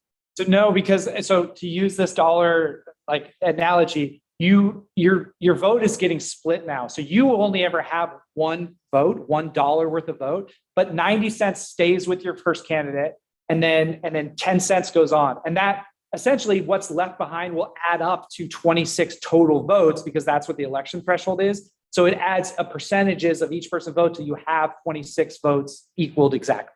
Does that make sense?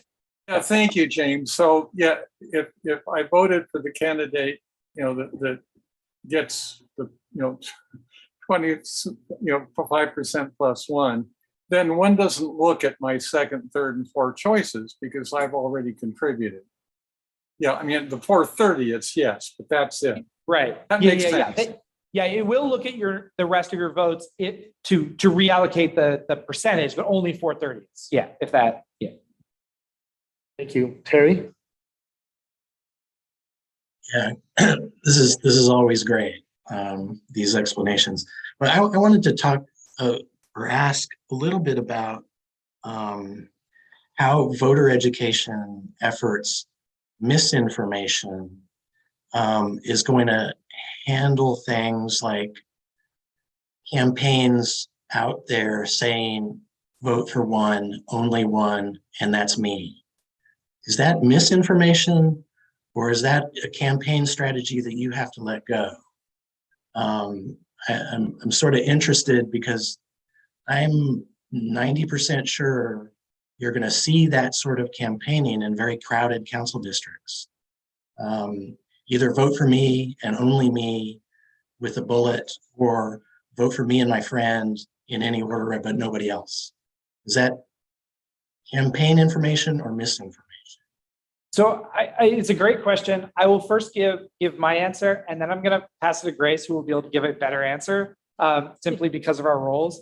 So what we will say is that empirically, you can look at elections that have taken place, and you can see that candidates that perform well, that you need to understand that you're not only going to be people's first choice, you're also going to be people's second, third, fourth, fifth choice.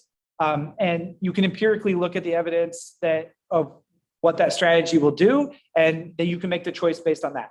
I would not call it misinformation, because a candidate can run a campaign however they want, and as long as they're stating an opinion in vote for me and nobody else.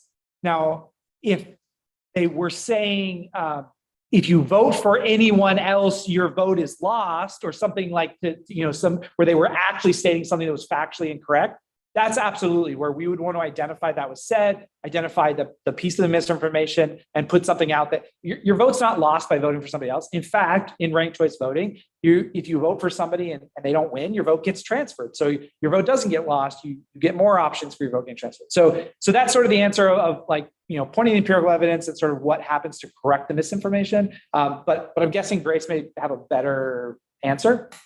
It'll be very similar. That is not misinformation. It's very bad strategy, just to put it a little bit plainly. I've certainly seen candidates in other places use this strategy of vote for only me, bullet vote, as in, what I mean by that is rank me for all of these choices. If we think about it, if there's a race where you're asking voters to rank you second and other candidates are and one candidate isn't, that can be a bad look for you. I've seen it backfire in pretty big ways. So candidates that are doing that better be sure they have 25% plus one on that first choice. Otherwise, it could really be harmful. So is it misinformation? No. Is it something we really watch for in voter education? Absolutely, because we want voters to know. The other thing I'll say is voters find these ballots intuitive, and even if they're getting that message from candidates, they tend to rank anyway.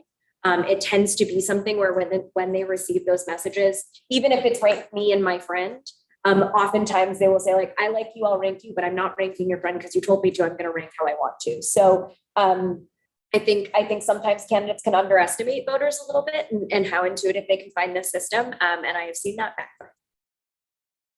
Thank you. Julia? Just wondered if there'll be voter education outreach to high schools, and will that be different than to people who possibly have voted before?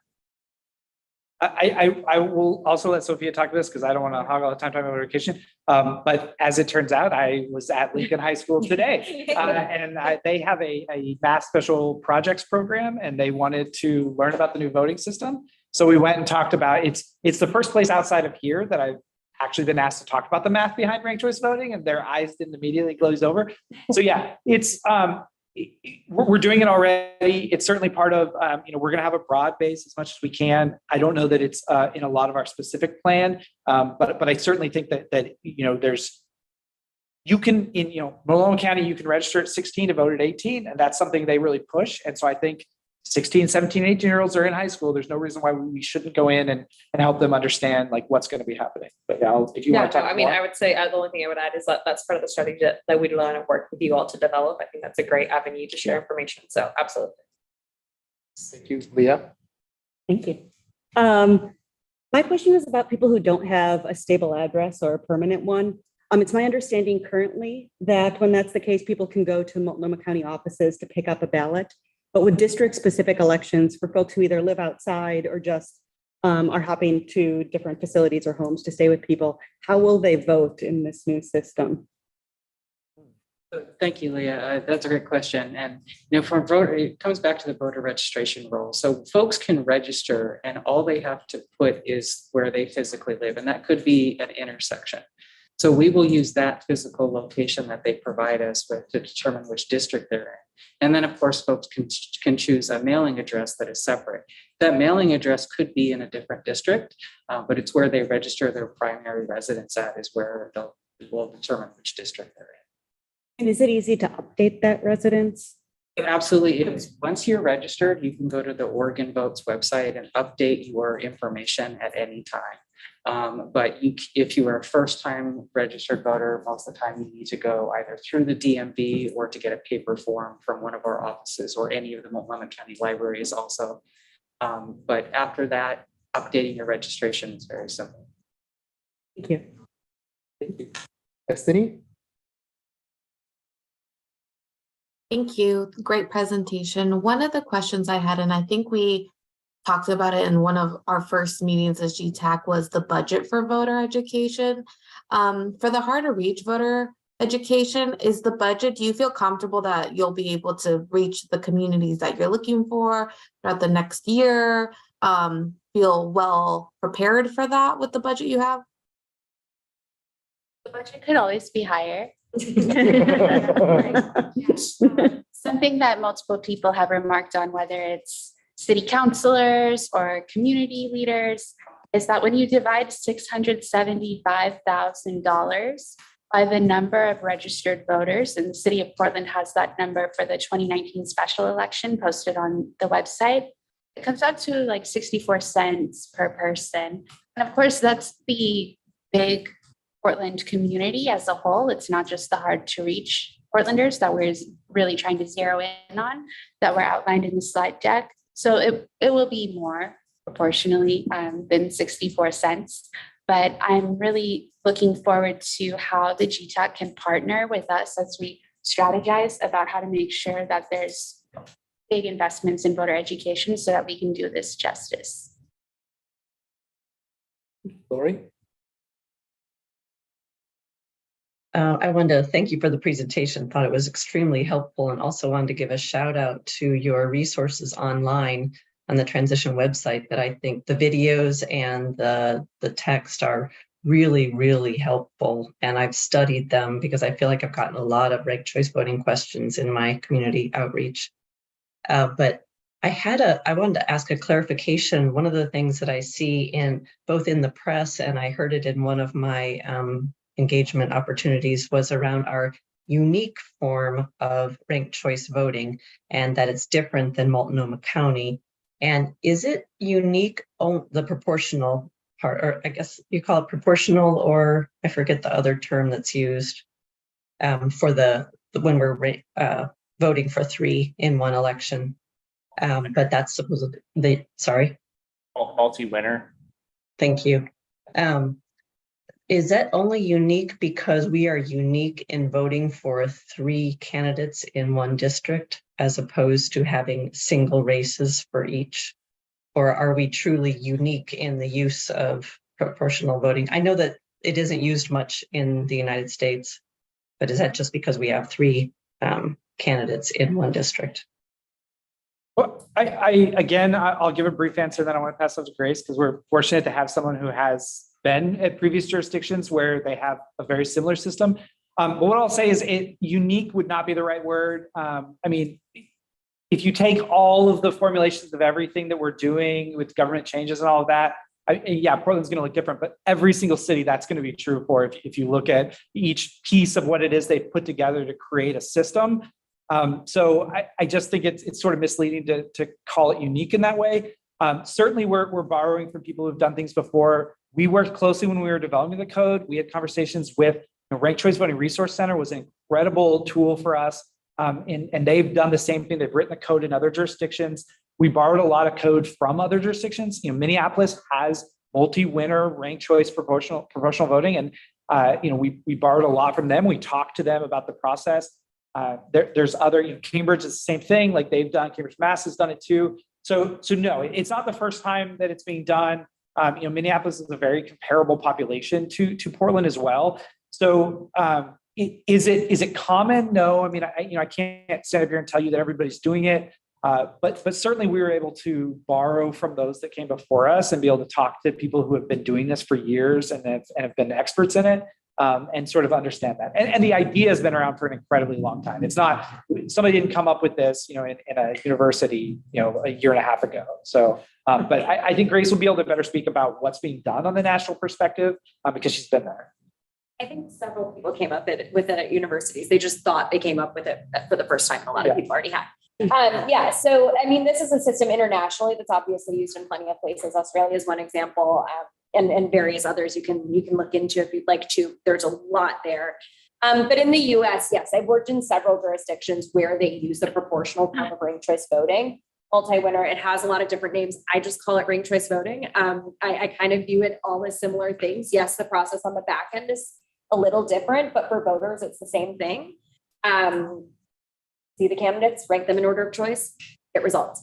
But yes, so Minneapolis was the first city I ever worked in on this issue. So they use the single winner version for their council, but they have at-large seats on their parks board, and they use the proportional version for those. So my first introduction of this was doing it with both single winner and proportional or multi-winner ranked choice voting. Additionally, there's a few other cities that have done this as well. Cambridge is a great example. It's been doing it since the 1940s.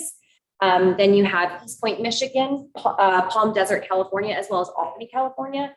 Albany actually passed it in 2020 with, I believe, 74% of voters supporting it. So I will say Portland is unique in that you took a really bold and exciting step, in my opinion, for your elections, but there definitely are best practices for this specific kind of ranked choice voting that we can draw on. And fortunately, I've worked in every jurisdiction I just listed except Cambridge because they were doing it long before I was around. So they got it done. Thank you. I had a question about United Way's role, and so when is the rollout of the work that you're going to be doing, and and what kind of focus is going to be the voter education? Is it going to be strictly around ranked choice voting? Is there an opportunity for GTAC, for example, to focus its attention, obviously in support of ranked choice voting, but also like what the future form of government is going to be and like who to reach if you're looking for assistance with whatever, now that we're not going to have a commissioner in charge of both bureaus, the system will change in some respect for like who the default might be to request services or send complaints. So anyway, I'm just curious, like, what's the niche that we can provide, and when is your work underway, and what are you providing? So this is a great kickoff with all of you. So things feels like a little like a party. A little big party, thank you. And with the RFP process that will kick off in January, there is still another election that won't have any rankings on May, right?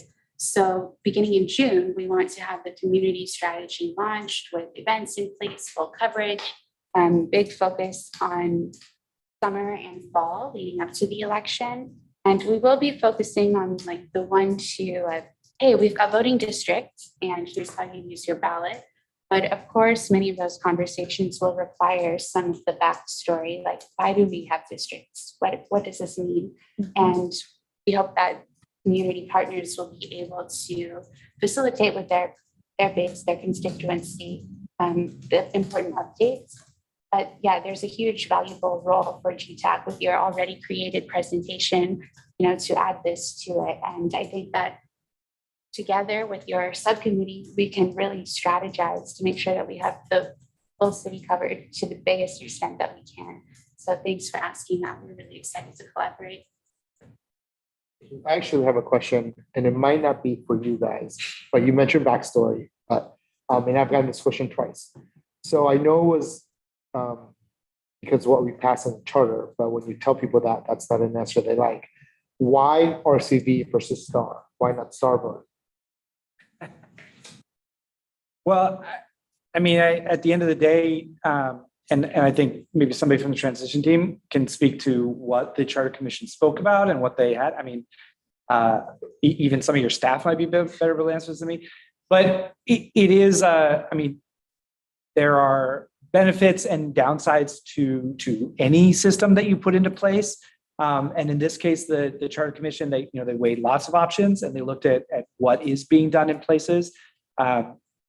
Star voting, to my understanding, and I'm not an expert on star voting, so I'm going to preface anything by saying that, is not like, you can't go to somewhere like the size of Minneapolis and a jurisdiction that's very relatable to Portland and be like, let's look at what you're doing and learn exactly like what you've done and what you haven't done and the missteps.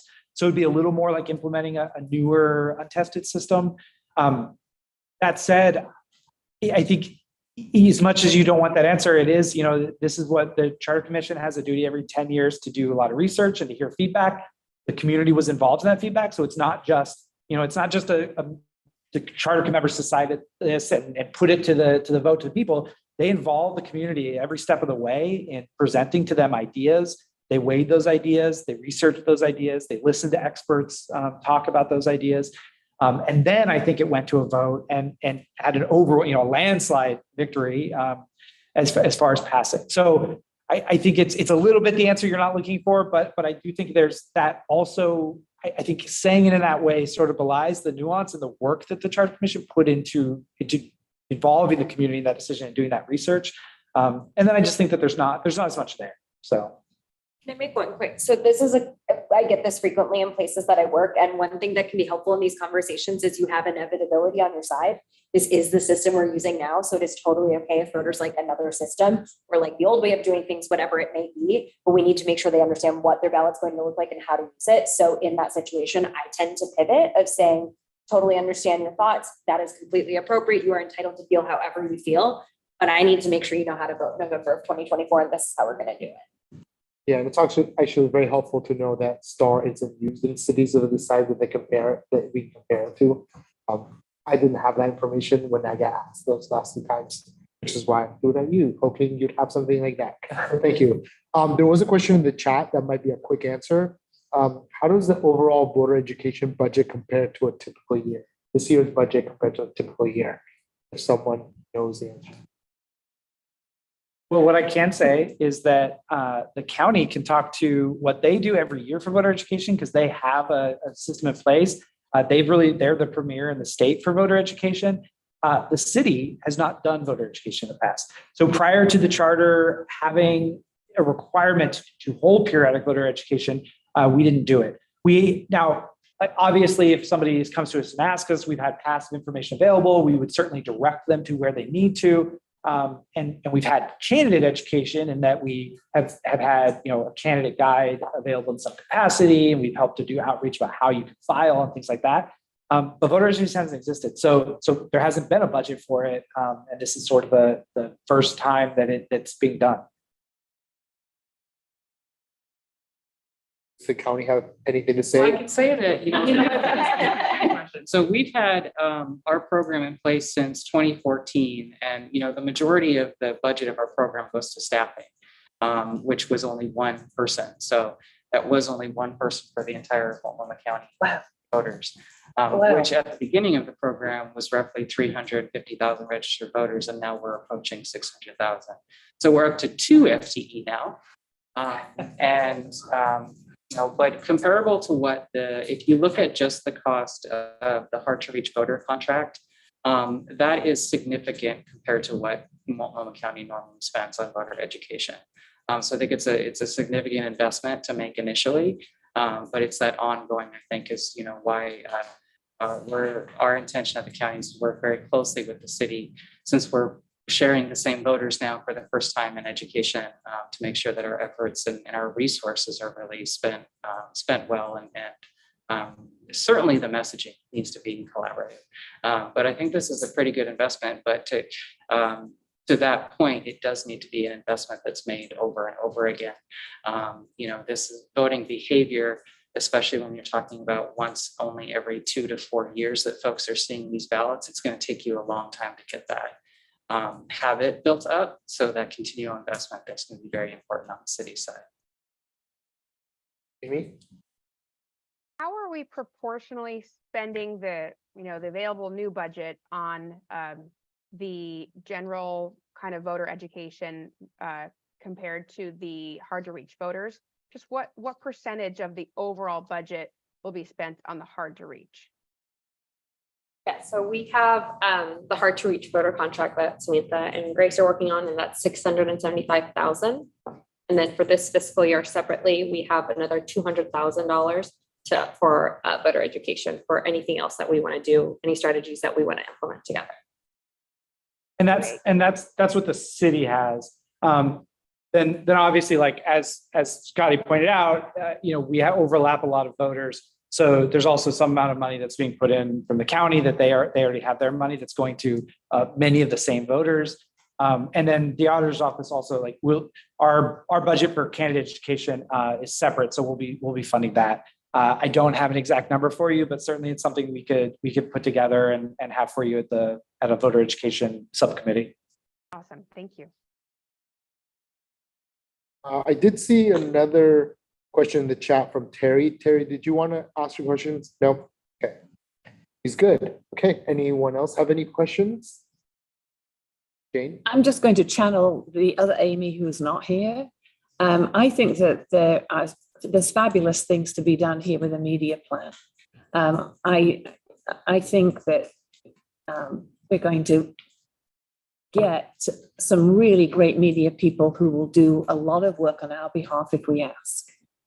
So I'm excited about that because Amy's not here. I had to say it. She is. Oh, she's been so quiet. Yeah. If we don't have any other questions, I do have a question. I think from the team, I think we wanted to know exactly, and we can discuss this more, how much GTAC wants to be involved, like to what degree in voter education, so that we can really co-develop some of these strategies. So I know you all decided voter education subcommittee, but what are you thinking? What your ideas you might have? Bad question. 5 hours. Yeah. I feel like that's probably a great question to bring to the first meeting of the voter education subcommittee. And I'm pretty sure you have a lot of people that want to be a lot of. Yeah. And that's what we want to know, so we can start planning. Yeah. All this.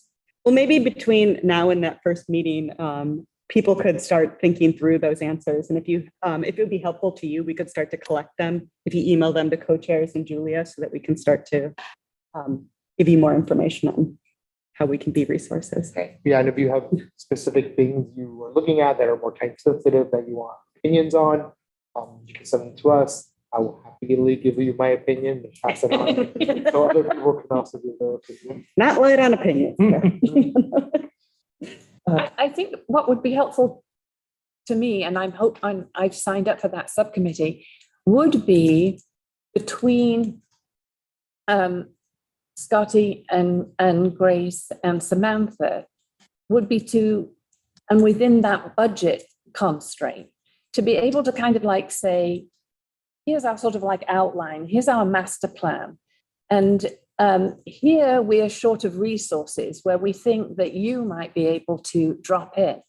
Because otherwise, if we leave it a little bit too open, we have a tendency to, keep throwing spaghetti at the wall.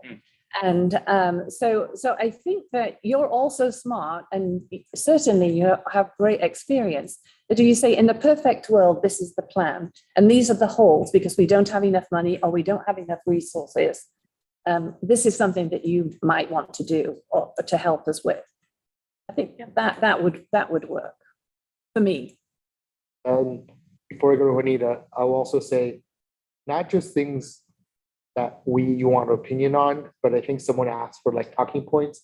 There are questions that you probably get all the time. We're probably getting those same questions. Yeah, already. So if you find that these talking points are great at tackling that question, just send them to us, because we really appreciate it. Dollar example, like that is going to be used, I think, at least 15 questions. Yeah. So yeah. I appreciate that. Juanita?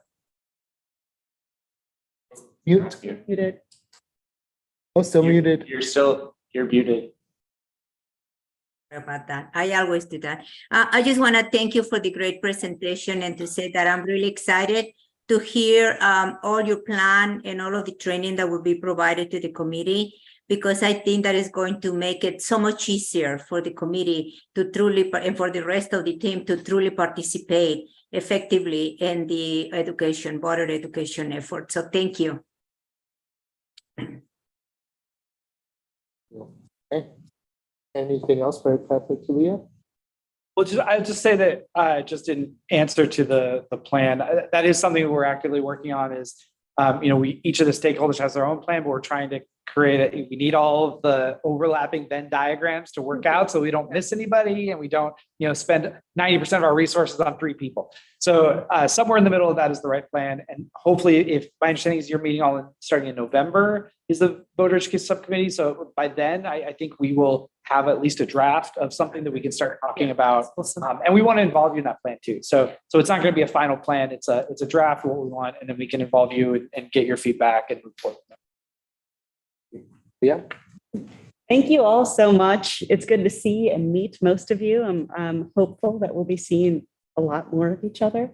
So it's a great presentation. Destiny. Destiny, do you have a I just had question? question, but it's okay. I'll send it via email. We actually have 2 whole minutes. If you want to ask a question. Oh, Destiny, go. Now you're Okay, now you're muted. I just wanted to confirm again from the previous slide, who in the city of Portland government is this committee of body of work working with, other than the transition team, if any? I think I missed part. Who we're working with? Who, yeah, in the city of Portland side. Yeah, so the auditor's office, the elections office, and the transition team for the city. Okay, thank you. Thank you, Destiny. All right, and with that, I'm going to move on to next steps as a committee. Thank you, Nicole. Okay, so this meeting is being recorded and will be posted on the committee's website. Our next meeting is scheduled for Tuesday, October 17th. Next slide, please. A look ahead to the proposed meeting schedule. On the 17th, we'll be looking at our work plan proposal. Very excited for that. And talking more about city administrator recruitment and engagement plans. Ooh, yeah, big things. As a reminder, if there are specific things that you want to talk about at future meetings, always feel free to email the co-chairs and Julia. All of our scheduled meetings are on the transition website, in addition to notes and recordings from past sites. And with that, we are all set for this evening. Thank you all. Meeting is adjourned. Nice job. It's despair.